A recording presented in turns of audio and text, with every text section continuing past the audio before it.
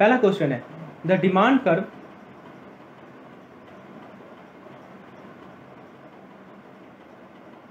दोस्तों क्या पूछा जा रहा है कि the demand schedule represent which of the following.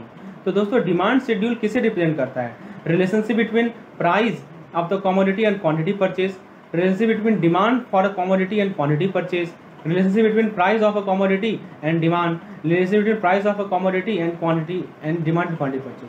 दोस्तों डिमांड शेड्यूल हम लोग ऑलरेडी डिस्कस कर चुके हैं। डिमांड शेड्यूल का डेफिनेशन मैंने आपको बताया था ना, क्या बताया था बताइए?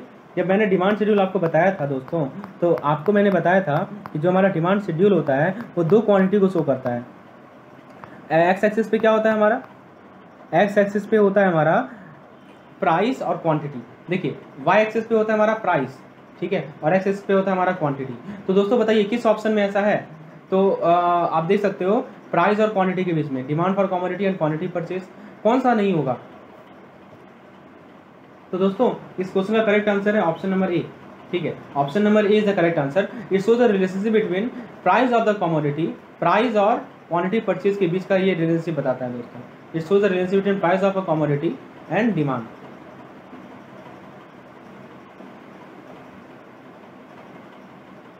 तो प्राइस और क्वांटिटी परचेज के बीच का रिलेशनशिप हमारा ऑप्शन नंबर ए होगा, क्योंकि प्राइस को हम लोग वाई एक्सिस पे शो करते हैं और क्वांटिटी को हम लोग एक्स एक्सिस पे शो करते हैं। नेक्स्ट क्वेश्चन देखते हैं दोस्तों, क्वेश्चन नंबर 2 है the graphical representation of demand schedule is demand curve. The graphical representation of demand schedule is the demand curve.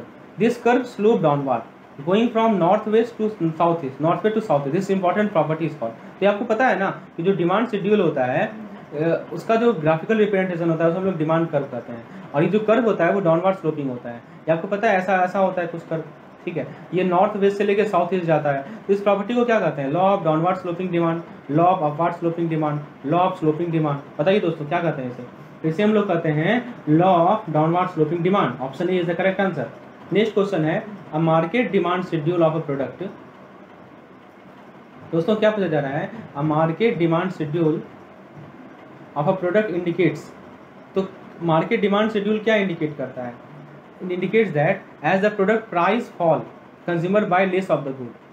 बताइए सही है क्या? प्राइस घटेगा तो लेस थोड़ी खरीदेंगे, तो गलत है। There is a direct relationship between price and quantity, ये भी गलत है, indirect relationship होता है। As product price rises, consumer buy less of the other good, यानी प्राइस यदि बढ़ रहा है तो कंज्यूमर घटेगा, ये सही है। There must be price and quantity, ये भी सही है, ठीक है। तो हमारा करेक्ट आंसर क्या है? प्राइस यदि बढ़ रहा है, नहीं अदर गुड्स गलत है दोस्तों, अदर गुड्स क्यों खरीदेगा? सी भी गलत है, डी सही है। डी क्यों सही है? क्योंकि यहाँ पे इन्वर्स रिलेशनशिप होता है, ये हम लोग ऑलरेडी डिस्कस कर चुके हैं, ठीक है। तो हमारा करेक्ट आंसर होगा ऑप्शन नंबर डी। आइए नेक्स्ट क्वेश्चन को देखते हैं। नेक्स्ट क्वेश्चन है हमारा demand schedule is the relationship between. तो डिमांड शेड्यूल किसके किसके बीच का रिलेशनशिप होता है बताइए? तो डिमांड शेड्यूल रिलेशनशिप होता है दोस्तों, demand schedule is the relationship between price, demand, quantity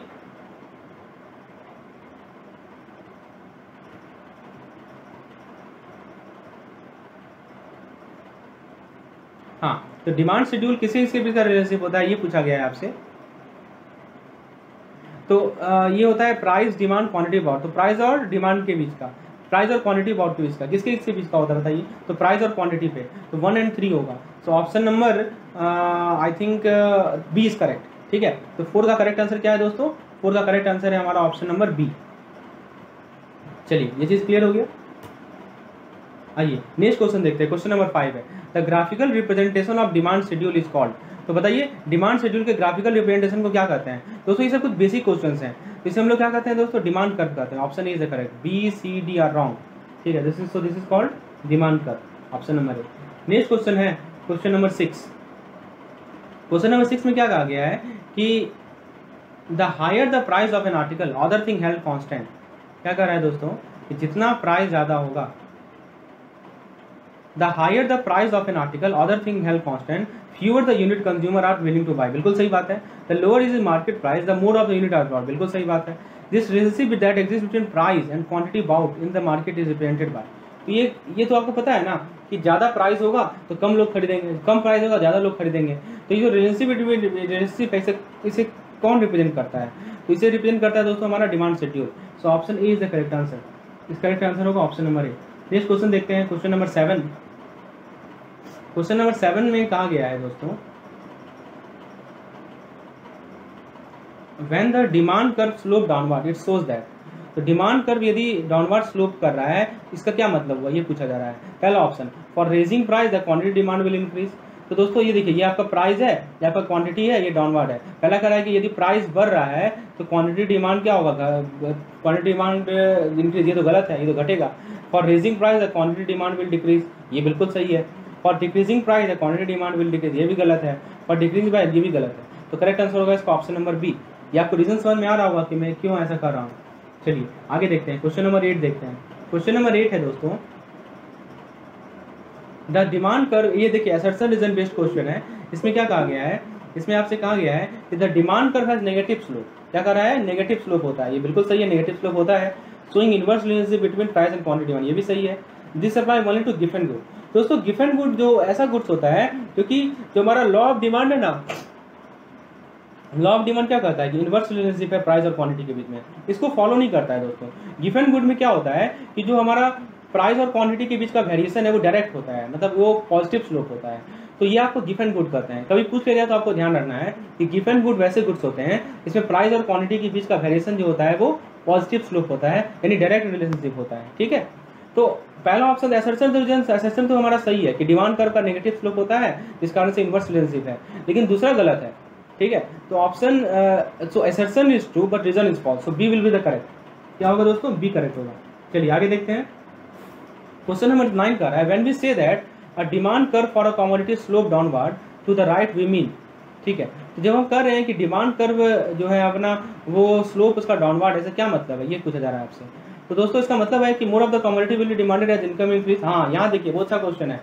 आपको पता है ना कि डिमांड कर्व को इफेक्ट करने वाले कौन कौन से फैक्टर्स हैं, ये मैंने बताया है ना दोस्तों। एक तो है हम अपना इनकम, ठीक है, उसके एक देखिए यहाँ पे एक इनकम है, उसके बाद प्राइस ऑफ द सब्स्टिट्यूट्स है, उसके बाद पॉपुलेशन बताया है क्या, पॉपुलेशन तो नहीं बताया है। ठीक है, तो दोस्तों बताइए इनकम बढ़ने से ज़्यादा क्वांटिटी डिमांड होता है कि नहीं होता है।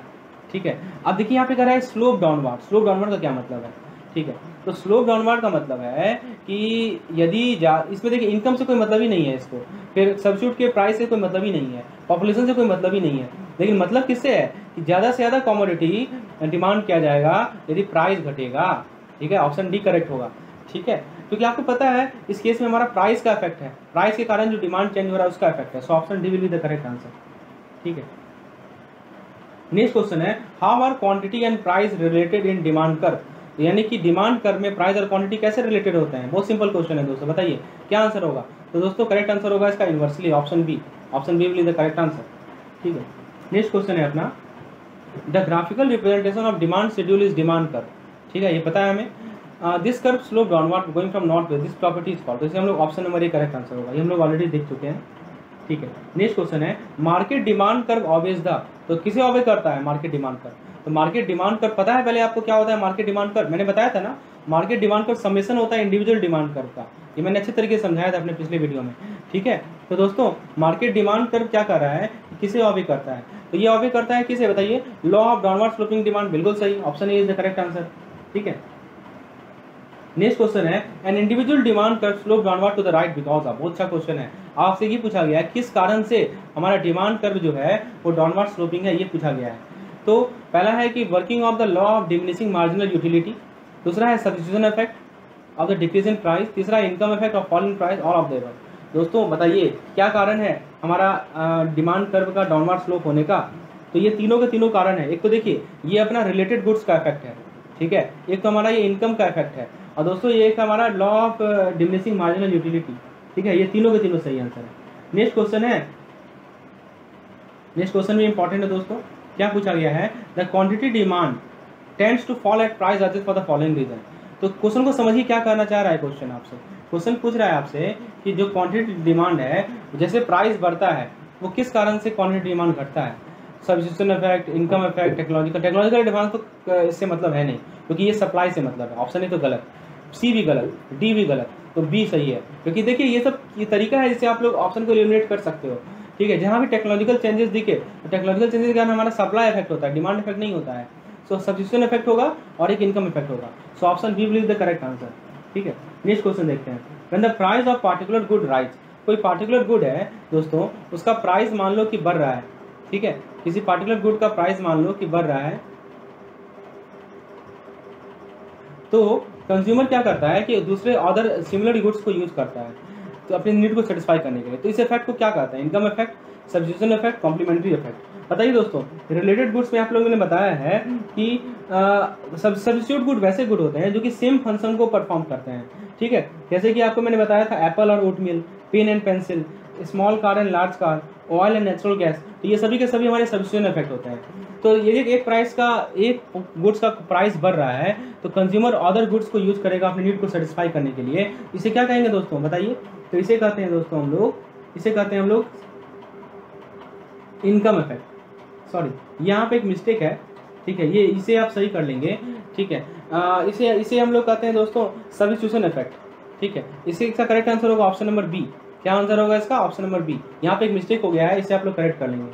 नेक्स्ट क्वेश्चन देखते हैं दोस्तों, the income effect of a price, the income effect of a price increase of, the income effect of a price increase of a normal good is to dash of a good and that a substitution effect is to dash of the good। अब बताइए जो हमारा income effect है उस कारण से बताइए क्या होगा। इनकम इफेक्ट में मैंने आपको बताया था कि जो इनकम है ना दोस्तों, वो हमारा क्वांटिटी डिमांड के डायरेक्टली प्रोपोर्शनल है। क्वांटिटी डिमांड के क्या है? डायरेक्टली प्रोपोर्शनल है। तो इनकम यदि बढ़ेगा तो क्वांटिटी डिमांड भी बढ़ेगा। तो income effect of normal goods is to increase quantity demand. तो दोस्तों ये तो गलत हो गया, ये दोनों तो गलत होना चाहिए, ठीक है। और क्या कर रहा है? Is to dash of a good and the substitution effect. अब देखिए सब्स्टिट्यूशन इफेक्ट में क्या बताया था मैंने आपको, तो जो सब्स्टिट्यूशन इफेक्ट में मैंने आपको क्या बताया था कि जो हमारे सब्स्टिट्यूट आइटम्स होते हैं, ठीक है, आपको याद है सब्स्टिट्यूशन इफेक्ट में मैंने क्या बताया था कि यदि हमारा प्राइस ऑफ सब्स्टिट्यूट गुड बढ़ेगा, मैं यहाँ लिखता हूँ दोस्तों, इसे समझिए, यदि हमारा प्राइस ऑफ सब्स्टिट्यूट गुड बढ़ेगा, प्राइस ऑफ सब्स्टिट्यूट गुड्स यदि हमारा बढ़ेगा तो उसके कारण क्या होगा? हमारा डिमांड भी क्या होगा? बढ़ेगा, ठीक है। तो ये भी आपको ध्यान रखना है। तो दोस्तों करेक्ट आंसर क्या लग रहा है आपको इसमें? बी नहीं लग रहा है क्या? देखिए तो बी तो लगना चाहिए आपको करेक्ट आंसर। सॉरी, पहला है कि हाँ सी भी हो सकता है, ठीक है। यहाँ पे क्या है कि यहाँ पे देखिए एक चीज़ लिखा हुआ है कि प्राइस इंक्रीज हो रहा है, ठीक है, ये कीवर्ड है प्राइस इंक्रीज होना। तो प्राइस यदि इंक्रीज होगा तो हमारा डिमांड क्या होगा? घटेगा ना। तो डिमांड घटेगा तो क्या होगा बताइए? बी नहीं होगा दोस्तों इसका सही आंसर। इसका सही आंसर सी होगा। क्यों सी होगा मैं समझाता हूँ। देखिए यहाँ पे प्राइस आपका बढ़ रहा है, तो प्राइस यदि बढ़ेगा तो क्वांटिटी डिमांड क्या होगा बताइए? क्वांटिटी डिमांड घटेगा। और आपको पता है कि यदि डिमांड घटेगा तो हमारा इनकम भी घटेगा। इनकम घट रहा होगा तभी तो डिमांड घट रहा है, ठीक है। और हमारा इनकम घट रहा है तो जो सब्स्टिट्यूट क्वांटिटी का डिमांड है वो भी घटेगा। So option C will be the correct answer, ठीक है। नेक्स्ट क्वेश्चन देखते हैं, क्वेश्चन नंबर 17, मार्केट डिमांड कर। क्या क्या पूछा जा रहा है इसमें 17 नंबर क्वेश्चन में? मार्केट डिमांड कर फॉर कमोडिटीज। हाँ बहुत अच्छा क्वेश्चन है। मार्केट डिमांड कर क्या होता है दोस्तों? पहला है horizontal summation of individual demand कर, समेशन ऑफ इंडिविजुअल डिमांड कर 3 ईयर, डिमांड कर कॉम्प्लीमेंट्री होती। सी और डी तो गलत है, ए बी भी गलत है। मैंने बताया था दोस्तों कि जो मार्केट डिमांड कर होते हैं वो क्या होते हैं? इंडिविजुअल डिमांड कर आप ड्रॉ कर लो और सभी को जोड़ दो तो मार्केट डिमांड करवाता है, ठीक है। तो option A is the correct answer. चलिए नेक्स्ट क्वेश्चन देखते हैं। क्वेश्चन नंबर 18 है, market demand curve follow the. तो मार्केट डिमांड कर्व किस लॉ को फॉलो करता है? तो हमारा जो लॉ है वो है, बताइए कौन सा लॉ है? तो लॉ है हमारा अब डाउनवर्ड स्लोपिंग वाला, ठीक है। तो करेक्ट आंसर होगा ऑप्शन नंबर डी, ठीक है। मार्केट डिमांड कर्व जो फॉलो करता है वो लॉ डी नंबर को फॉलो करता है। नेक्स्ट क्वेश्चन है, forces behind the demand curve. तो डिमांड कर्व के पीछे कौन कौन से फोर्सेज है बताइए? तो डिमांड कर्व के पीछे फोर्सेज हैं expectation about future economic condition, ये सही है। एवरेज इनकम सही है, लेकिन कॉस्ट ऑफ प्रोडक्शन नहीं है। कॉस्ट ऑफ प्रोडक्शन जो है सप्लाई कर्व के पीछे फैक्टर है, ये मैंने बताया है दोस्तों। तो ऑप्शन डी करेक्ट होगा, बोथ ए एंड बी। चलिए आगे देखते हैं। नेक्स्ट क्वेश्चन काफी इंपॉर्टेंट है, इसे समझने का प्रयास कीजिए दोस्तों। इस क्वेश्चन में क्या पूछा जा रहा है, इस क्वेश्चन को समझिए। Suppose you have the following demand curve. तो डिमांड कर्व है, देखिए आपको बेसिकली इसे हम लोग फंक्शन कहते हैं, quantity as a function of price. क्या कहते हैं दोस्तों? इसे हम लोग फंक्शन कहते हैं। एक तरफ आपका क्वांटिटी है और एक तरफ आपका क्या है? प्राइस है। तो this is called function. Quantity तो Q is equal to 400 minus 6P plus 0.05 ये आपको दे रखा है। और आपसे क्या पूछा जा रहा है?